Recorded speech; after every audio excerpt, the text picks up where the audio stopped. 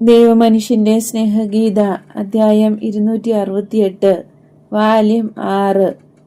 ഫരിസയരുമായുള്ള വാഗ്വാദവും ഈശോയുടെ അമ്മയുടെയും സഹോദരന്മാരുടെയും ആഗമനവും. രംഗം മുൻ ദർശനത്തിലേതു തന്നെ.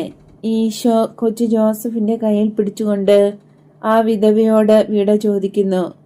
ഈശോ പറയുന്നു, ഞാൻ തിരിച്ചു വരുന്നതുവരെ ആരും ഇവിടെ വരികയില്ല. പുറംജാതികളല്ലാതെ ആരും വരികയില്ല. ആരെങ്കിലും വന്നാൽ അവർ ഇവിടെ നിൽക്കാൻ പറയണം. കാരണം മറ്റന്നാൾ ഞാൻ തീർച്ചയായും വരും.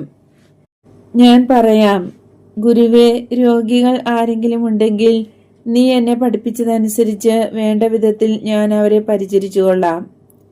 എന്നാൽ ദൈവം നിന്നോടുകൂടി ഉണ്ടായിരിക്കട്ടെ. നിനക്ക് സമാധാനം. വരൂ മനേയൻ. ഈ ഹ്രസ്വമായ സംഭാഷണത്തിൽ നിന്ന്